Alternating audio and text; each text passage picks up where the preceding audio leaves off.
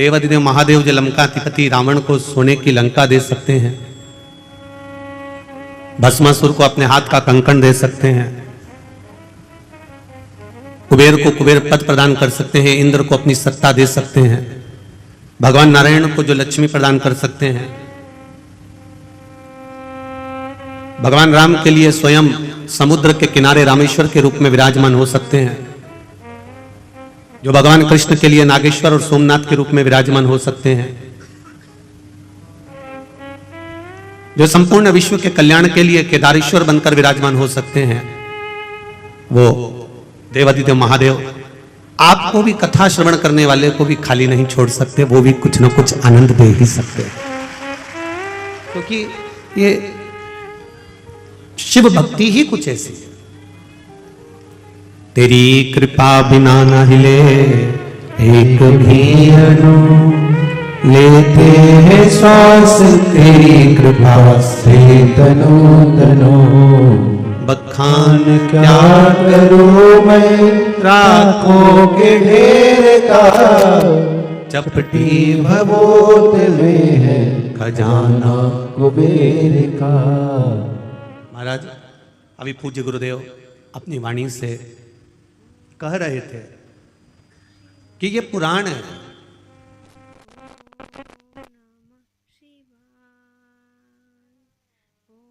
और मतलब होता है पुराना लेखा जोखा,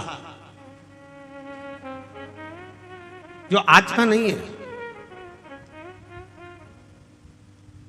आपको अपना पुराना अगर लेखा जोखा उठाना है, आपको अपना पुराना कुछ देखना है, तो तहसील में जाना पड़ेगा, और तहसील में जाकर आप अपना पुराना इतिहास, आपके दादाजी की कितनी प्रॉपर्टी थी, कहाँ पर तुम्हारा मकान था, क्या नंबर था, क्या खसरा नंबर था, ये पूरा रिकॉर्ड आप तहसील में जाकर देख सकते हो, तहसील में जाकर देखा जा सकता है।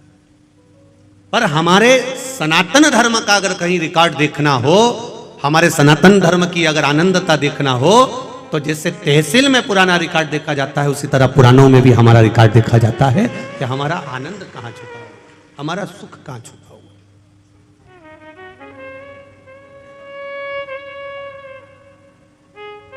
शिव भक्ति सारी समस्या का हल, एक लोटा जल। आप शंकर के द्वार जा रहे हो, शिव के द्वार पर पहुंच रहे हो, शंकर भगवान को एक लोटा जल समर्पित कर रहे हो, एक बेलपत्र अगर आप देवाधिदेव महादेव को चढ़, सहजता है मेरे देवाधिदेव महादेव को तुम्हारी दौलत, तुम्हारी संपदा, तुम्हारा वैभव, तुम्हारा धन, उससे कोई मतलब नहीं। अगर दौलत से मतलब होता मेरे देवाधिदेव महादेव को, तो रावण ने भगवान शंकर से कहा था, भोलेनाथ कैलाश पे रहते रहते तुम्हें बहुत समय हो गया, अब मैं तुमको लंका लेकर जाना चाहता हूं, सोने की लंका में आप रहिए, स्वर्ण की लंका में आप विराजमान रहिए, चलिए मेरे साथ, आप सोने की लंका में चलिए। भगवान जानते हैं कि ये लंका अधिपति रावण है, ये विद्वान जरूर है पर विद्यावान नहीं है। पहले भी कथा में कहा है, आज फिर कहते हैं, विद्वान और विद्यावान में अंतर होता है। हनुमान जी के आगे कहा जाता है विद्यावान गुणी अति चातुर, पर रावण के आगे कोई भी ये नहीं कहता कि ये विद्यावान है, रावण के आगे लोग कहते हैं ये विद्वान है। इतना विद्वान, इतना विद्वान, जिसने अपने भुजाओं के बल पर कैलाश पर्वत को उठा लिया था, जो भगवान शंकर को राजी कर लेता है, जो देवताओं को अपने वश में कर लेता है, इतना विद्वान था, पर नहीं कहा कि ये विद्यावान था, क्योंकि विद्वान और विद्यावान में अंतर होता है। विद्वान अपने अहंकार में इतना फूल जाता है कि वो किसी के आगे झुकना नहीं जानता, और विद्यावान हर एक के आगे झुककर चलता है। जैसे मेरे हनुमान जी महाराज खड़ी हर पल हर क्षण श्री राम जी महाराज के आगे झुककर खड़े हुए, प्रणाम कर कर।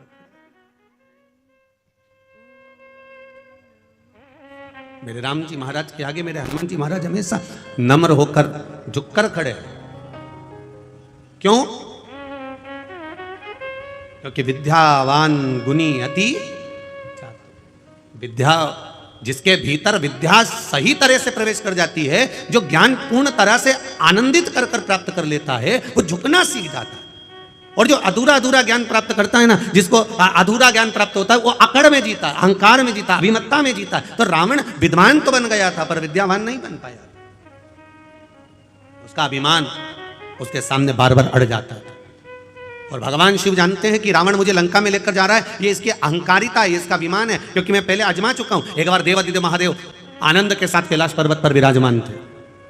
भगवान शिव आनंद के साथ जब कैलाश पर्वत पर विराजमान थे, बड़े अलमस्त होकर बैठे हुए थे। मां जगतजननी जगदम्बा अंबा माता पार्वती उनके नजदीक में विराजमान बैठी हुई है।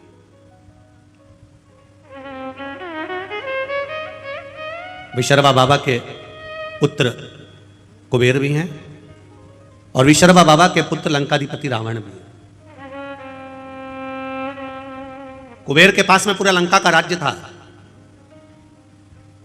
पर कुबेर को रावण का जो व्यवहार था वो अच्छा नहीं लगता था, इसलिए कुबेर ने हाथ जोड़कर अपने पिताजी से कह दिया कि मुझे ये लंका का राज्य नहीं चाहिए, मैं ये छोड़कर जा रहा हूं, मैं अलग कोई अलकापुरी का निर्माण कर कर उसमें मैं विराजमान हो जाऊंगा। और कुबेर चले गए, आनंद के साथ रहने लगे। जब रावण की सत्ता लंका पर आ गई और लंका पर जब सत्ता आई, जब वैभव प्राप्त हो गया, तब रावण ने उपद्रव मचाना प्रारंभ कर दिया, क्योंकि अभिमान इतना समाया हुआ था, अहंकार इतना समाया हुआ।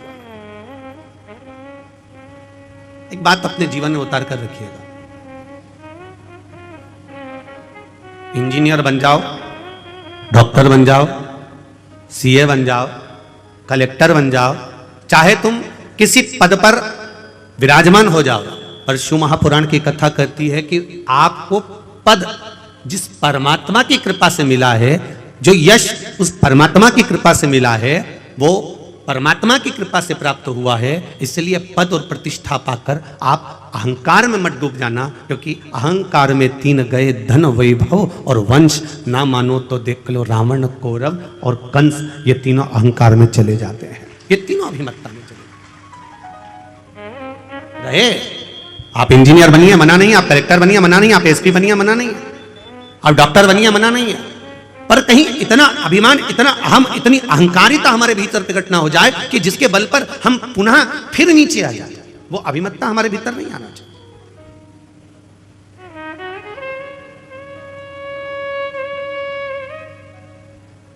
और जिस दिन हमारे भीतर वो अभिमत्ता प्रकट हो जाती है, उस दिन भगवान से दूर हो जाते हैं, हम परमात्मा से दूर। जब अभिमत्ता चली जाती है, फिर हम परमात्मा के करीब में आ जाते हैं, वापिस पुनः भगवान के पास। शिव कथा कर रही है, लंकाधिपति रावण को मालूम पड़ा, कुबेर जी को मालूम पड़ा कि लंकाधिपति रावण ने उपद्रव मचाया है, और ऐसा उपद्रव मचाया है कि पूरी तरफ हाहाकार मच गया। संतों को कष्ट देना, ब्राह्मणों को कष्ट देना, साधुओं को कष्ट देना, सन्यासियों को कष्ट देना, तपस्वियों को कष्ट देना, ये रावण ने देवताओं को कष्ट देना प्रारंभ कर दिया। तब कुबेर को मालूम पड़ा, तो कुबेर ये विचार करे मैं अपने भाई को समझाऊं तो मैं ना जाऊं, किसी दूसरे को भेज दिया। करना चाहिए। परिवार यदि टूट रहा है, राष्ट्र यदि बिखर रहा है, अभी परम पूज्य गुरुदेव ने कहा कि राष्ट्र को आपको और हमको संभालना पड़ेगा। ये पूज्य गुरुदेव अभी कहे, कोई दूसरा नहीं संभालेगा, आपको स्वयं संभालना है, आपको स्वयं निभाना।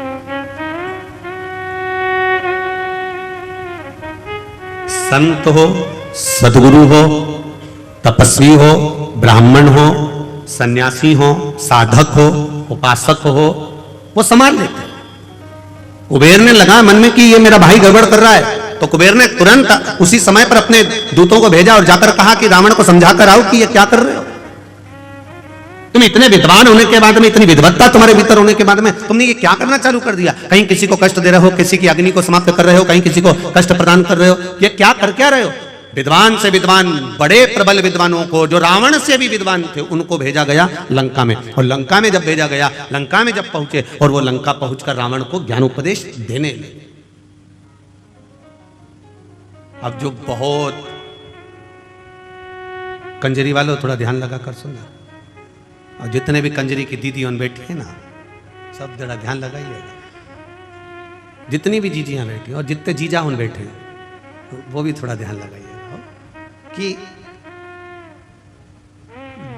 ज्ञानी को समझाया जा सकता है, अज्ञानी को समझाया जा सकता है, पर अभिमानी को कभी नहीं समझाया जा सकता, ये निश्चित है। अब कोई ज्ञानवान है तो उसको समझा सकते हो, कोई अच्छा ज्ञानी व्यक्ति है, पढ़ा लिखा है, समझदार है, उसको समझाओगे ये मत करना, आगे से ऐसा ना करिएगा, ऐसा ना करिएगा, तो वो समझ जाएगा।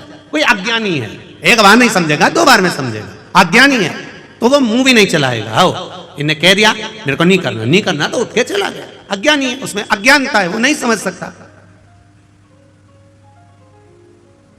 अब ज्ञानी को समझा लोगे, अज्ञानी को समझा लोगे, पर जिसके भीतर अभिमान भरा हुआ है, बताओ कल का छोरा हमको समझाएगा, बताओ कल की बहू आई ये मुझे ज्ञान देगी।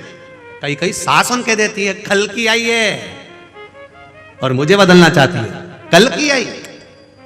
मतलब इसके भीतर ये अभिमान भरा हुआ है, अहंकार भरा हुआ है, और ये अभिमान जब तक भरा हुआ है तब तक ये सुधर नहीं सकता। इसलिए ज्ञानी को समझाया जा सकता है, अज्ञानी को समझाया जा सकता है, पर जिसके भीतर अभिमान भरा है उसको समझा सकोगे क्या? तो जम के जरा समझा पाओगे? नहीं समझा सकते, आप कितना ही प्रयास करें समझा नहीं समझ सकते। सास कह रही है गुड़ को गर्म कर उसमें